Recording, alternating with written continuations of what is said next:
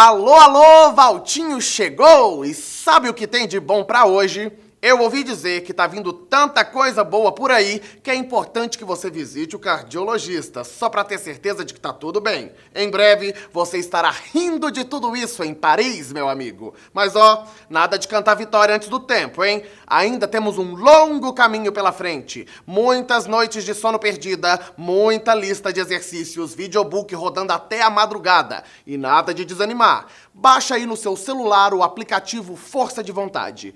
Isso eu sei que você tem demais. Na aula de hoje, vamos continuar estudando a evolução histórica do direito constitucional, beleza? E quem vai nos ajudar a entender mais sobre isso é o constitucionalista mais top desse Brasil. Tema único, evolução histórica, continuação. Primeira fase do constitucionalismo moderno, Estado de Direito ou paradigma de Estado liberal.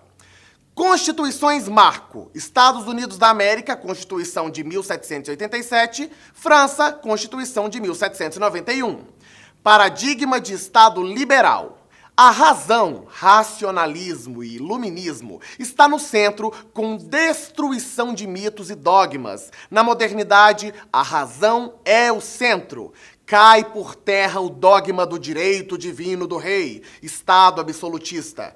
As teorias contratualistas fundamentam o Estado de Direito. O que justifica o exercício do poder é a teoria do contrato social, de Rousseau.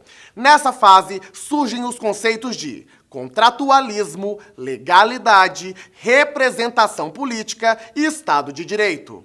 Esses conceitos, por sua vez, têm por fundamento o racionalismo, exercício racional de poder, e a soberania popular, governo das leis, mas não contempla o sufrágio universal. Os parâmetros de condução da vida serão traçados pela legislação, governo das leis.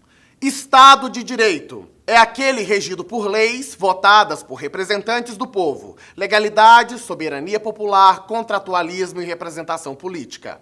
Veja bem aqui, fera, nosso mestre faz uma observação. Há quem divida a representação política em real, eleitores, e virtual, pessoas que não possuem direitos políticos ou estão suspensos. Exemplo, presos em cumprimento de pena.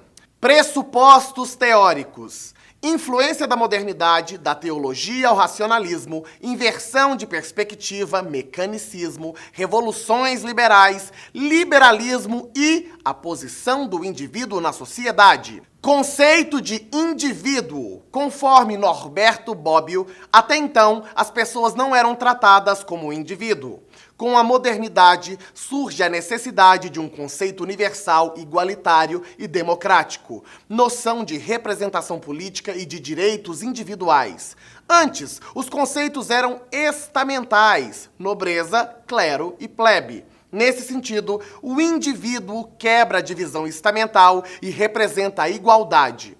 É claro, meu amigo, que nesta fase pensa-se em uma igualdade formal perante a lei, pois nem isso era garantido até então. Basta lembrar, conforme acima, que algumas cartas inglesas tinham uma base estamental e não universal.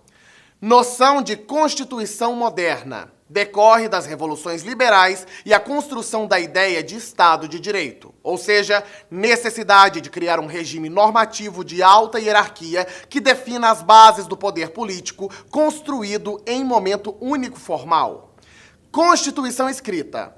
A definição da organização e estruturação da política, a separação de poderes, a definição e garantia de direitos fundamentais. A Constituição escrita é a forma mais adequada e racional de positivar questões tão relevantes.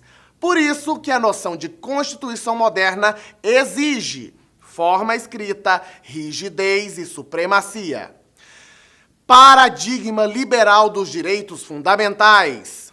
Centro de gravitação. Estão liberdade e propriedade. Primeira dimensão de direitos fundamentais, direitos individuais, direitos políticos. Abrangem os chamados direitos civis e políticos. Os direitos civis, denominados de direitos de defesa, englobam o direito à vida, à liberdade, à igualdade formal e o direito à propriedade, direitos liberais clássicos. Possuem um caráter negativo, pois exigem do Estado uma abstenção, um não fazer.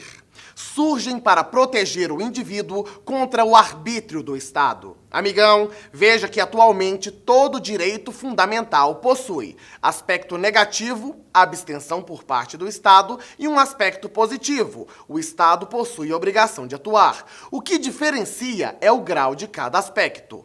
Os direitos políticos, denominados de direitos de participação, permitem que o indivíduo participe da vida do Estado. Possui um aspecto positivo, realização de eleições, e negativo, atendidos os requisitos, não pode o Estado impedir a participação.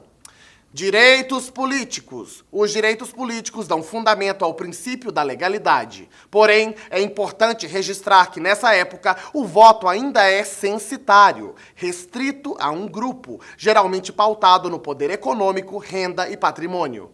Com efeito, perceba, concurseiro, que, na prática, a soberania da nação não significa necessariamente soberania popular. Nesse quadro, liberalismo não se confunde com democracia.